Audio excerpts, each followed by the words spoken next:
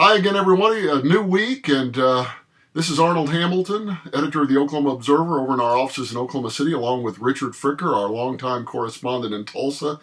And we're ready for another go-round here discussing the hot topic in Oklahoma government and politics. And, well, Richard, what can we say? Punitive Oklahoma is back in the news again. We are for a religious state that claims to be graceful and caring about our fellow human beings. We lock them up and throw them away the key just about faster than any state in the country, and for longer, don't we? Well, there's an ACLU study came out since we were last here, within the last 7-8 days, that Oklahoma ranks with most of the other Bible Belt southern states in incarceration of people life without parole for nonviolent crimes. Nationwide, there's 3,278. Oklahoma has 49 of them. But the other states, as we were talking earlier, see if you find a trend here. There's Louisiana, Florida, Alabama, Mississippi, South Carolina, Oklahoma, Illinois, and Missouri are the states cited in the ACLU report. Oklahoma's got 49 of these prisoners.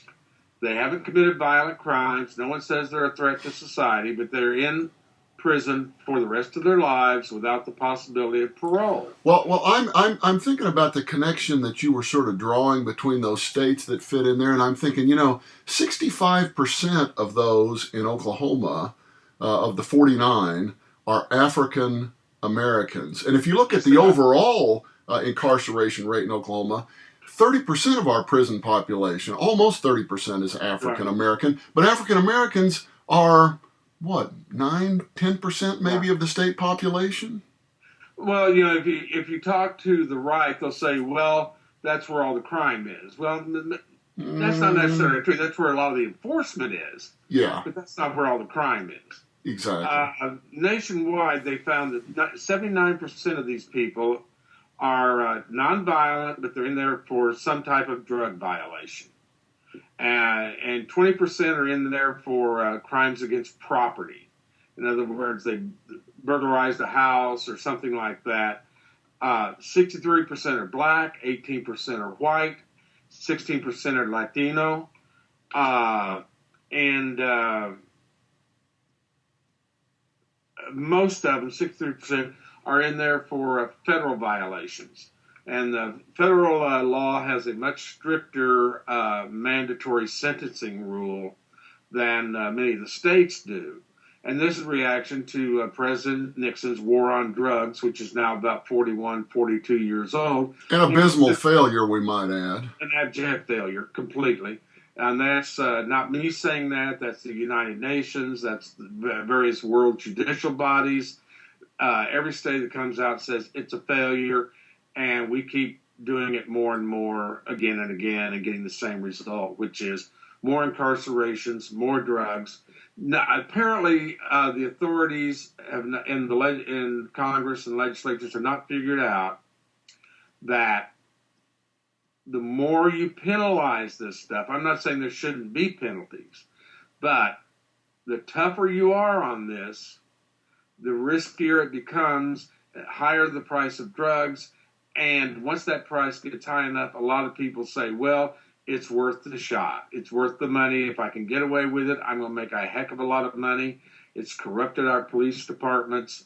It's overburdened our prison systems. And no one seems to want to do much about it. Well, there's 15 states that have on their sentencing, especially for geriatrics.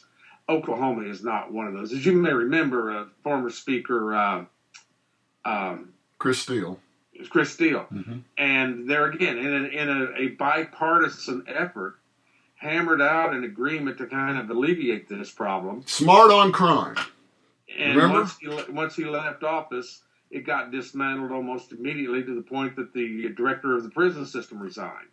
How can we be so dumb, our policymakers? We are bankrupting ourselves in this state on correction spending, locking them up and throw away the key. Over half of the inmates, the nearly 27,000 inmates in our prison system in Oklahoma today, are in there for nonviolent offenses. And you touched on something when we were talking earlier that I think is really going to add to this problem in the years to come, and that's the number of geriatric inmates who've been thrown in the cell, forgotten about, lock them up, throw away the key, and as they get older, they're going to have health concerns. It's going to cost us a ton of money to take care of them. It's a squandering of the taxpayers' dollars because it's good politics to say, by golly, I'm tough on crime. Let me show you where this is going. It's State Representative Jeannie McDaniel of Tulsa.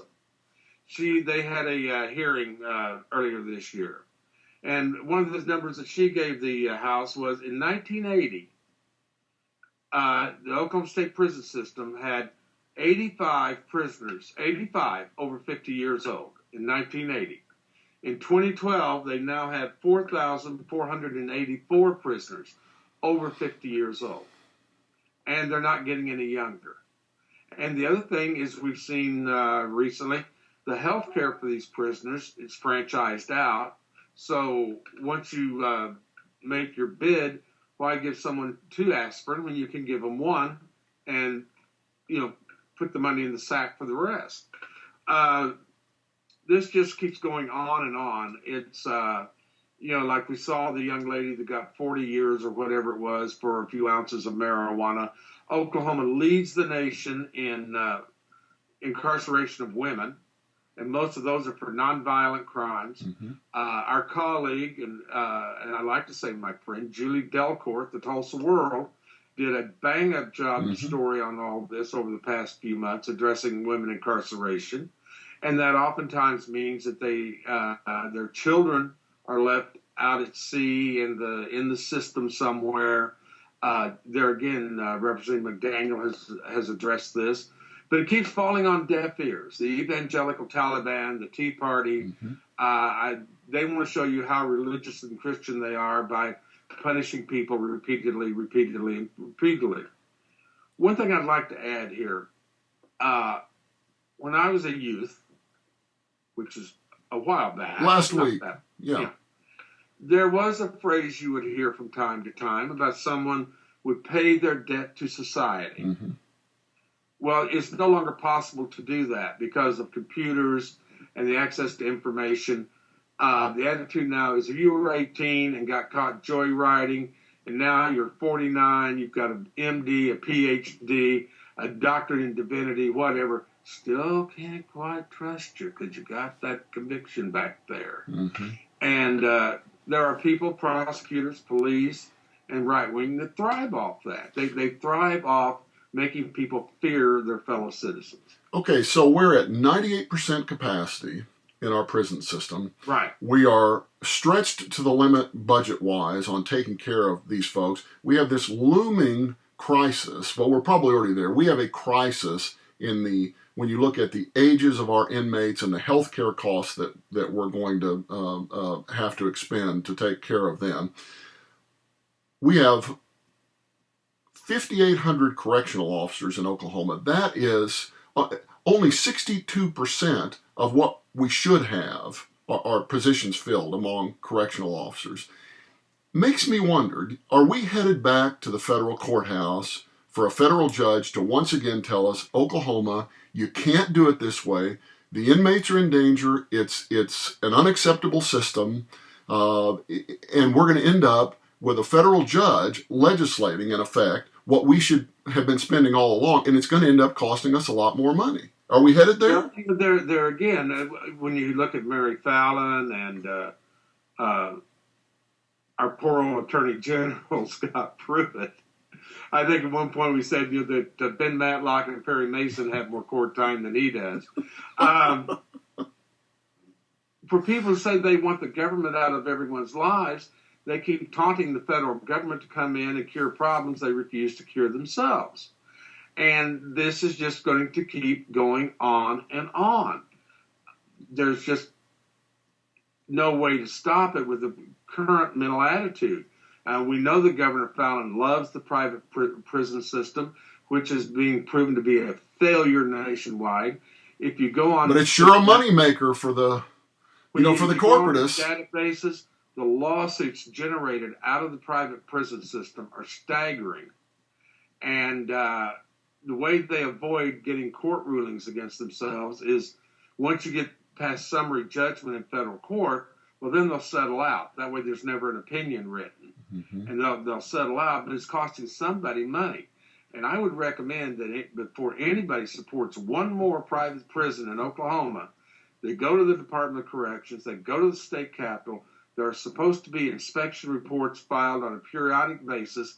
Ask for those reports. They are public record, and you will find out just how effective your private prison system is, because it's not. Well, I can see the uber conservatives out there saying, oh, here goes the ACLU again. Here, those bleeding heart liberals. Here's another one of those reports.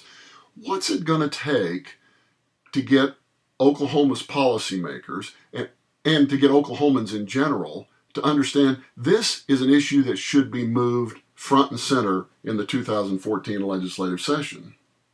Well, as a criminal defense attorney friend of mine points out, and I'd like to have him on here at some point, his clients, generally speaking, never graduated high school. You know, that if you cannot read and write by the 8th grade, your chances of going into the penal system are very, very good. Mm-hmm. And school districts are now adopting policies with their own police departments. It's the death penalty for overtime parking. And they're funneling more and more of our youth into the prison system when we should be spending more money for small. If you want fewer prisoners, spend more money on education and training. Yeah, it costs a whole lot less to put the money in on the front end than it does on the back end. Plus, you end up with productive tax-paying citizens if you educate folks properly. One of the stats that's often quoted is that, it's cheaper to send an inmate to Harvard than it is to keep him in prison. Fine, then send him to Harvard. If that's going to be cheaper, send him to Harvard. Let him get a degree. Let him get a job. Well, that may be a discussion for another day, because there are those out there who think that we ought to have free universal higher education as well. And so, perhaps we're headed to that. We are one of the few countries that do not. Exactly. Well, Richard, it was great visiting again. I'm sure that this is a topic that we're going to be revisiting in the months ahead, because it's a very serious issue here in Oklahoma, and one, frankly, that the citizenry, probably it isn't on their radar screen for the most part. There again, this is one of those, like with mental health. If you lock it away, you don't have to look at it, that it doesn't happen. Exactly. You don't have a flat tire until you decide to drive it. Exactly. Well, listen, thanks so much. Great visiting with you, and we will chat again next week. All right. Thank you, sir. Take care.